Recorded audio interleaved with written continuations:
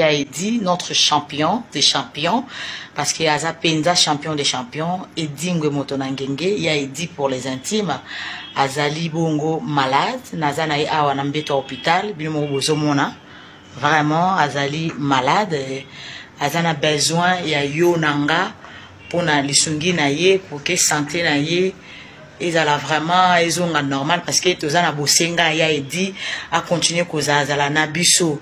Sikoyo na pesu yo mbote ya edi. Bonjour. Mbote maman. Ozomi yo kaboni siko. Na yo ka mote ma pasi. Zobela cancer. Nani. Zobela cœur. Alors, moyen ba mingi kitikana na lo ba ka lokola. Fofa mutaka kwa atindio. Il fera yoka. Ça fait 4 mois à l'hôpital. Ça commence à tout la même quand je passe 6 mois qui m'bangue. Qui a gagné. Tant que l'équipe présentée, je vais tout aller. Mais ma casse à votre bras, les électriques. Mais là, quand je suis structuré, la famille là,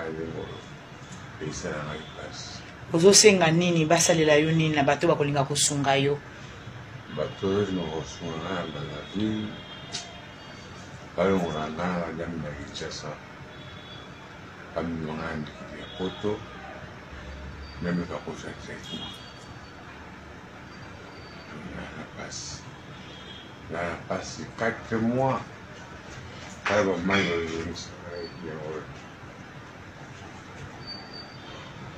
ozana kombo moko okokotanga oyo ke oyebi mutu wana ke noso ko toucher ye a réagir. Tout d'abord fa makaya fabrique la savoir passer di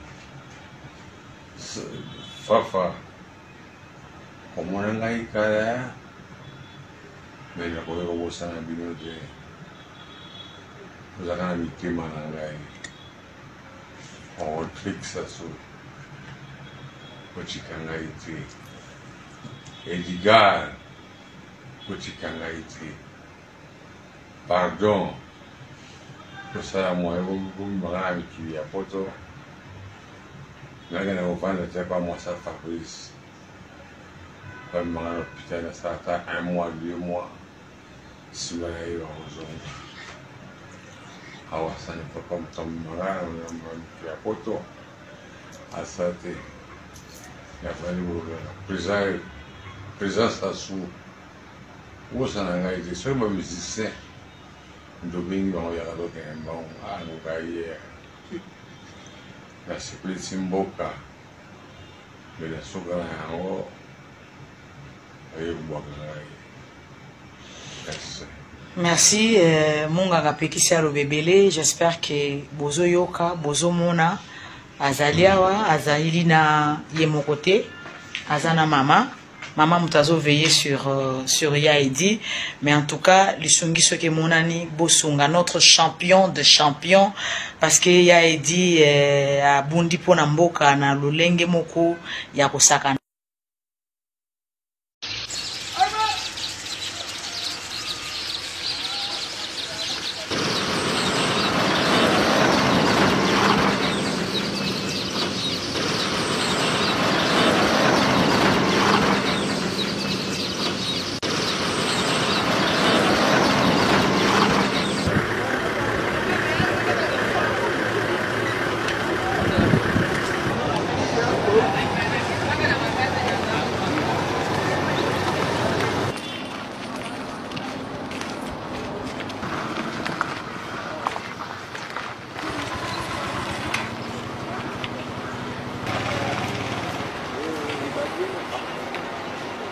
Les deux armées sont engagées dans les opérations, à savoir l'armée congolaise, les forces armées de la République démocratique du Congo et les forces de défense du peuple ougandais, UPDF, qui mènent les opérations sur le sol congolais. Et nous avons multiplié des rencontres à chaque phase opérationnelle pour évaluer ces phases. Et il faut dire que c'est un accord, toutes ces réunions, sur le mémorandum bilatéral d'entente et aussi avec les statuts d'accord des forces, ce qu'on appelle tout simplement SOFA. Et les deux armées ont signé ces accords pour travailler ensemble et traquer l'ennemi commun qui est les terroristes ADF-MTM dans la République démocratique du Congo et aussi sur le sol ougandais. Vous vous rappellerez que le 30 août dernier, les deux chefs d'état-major généraux de l'armée FARDC et UPDF se sont rencontrés à Kampala et où ils ont discuté sur l'évolution de la troisième phase et comment harmoniser la quatrième phase. Et aujourd'hui, ceux qui sont engagés dans les opérations, c'est-à-dire les trois parties, le secteur opérationnel Ituri, le secteur opérationnel Sokola 1 Grand Nord à Beni et aussi l'armée ougandaise, UPDF, se sont rencontrés depuis le 27 septembre et aujourd'hui le 29, 48 heures pour mettre en musique les résolutions prises par la hiérarchie de deux armées. Nous sommes ici pour discuter ensemble, mettre ensemble des stratégies, ce qui a marché pendant la troisième phase, ce qui n'a pas marché, pour entamer ainsi la quatrième phase des opérations militaires sur le sol congolais. Mais il faut dire que toutes les deux parties se sont mis d'accord pour continuer les opérations sur le sol congolais et traquer aussi les ADF qui sont à Ouganda et surtout les collaborateurs de cette force terroriste.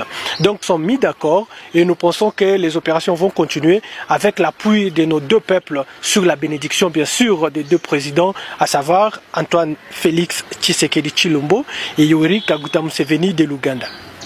Nous sommes dans la cité de Port-Fontal, dans la République sœur de l'Ouganda.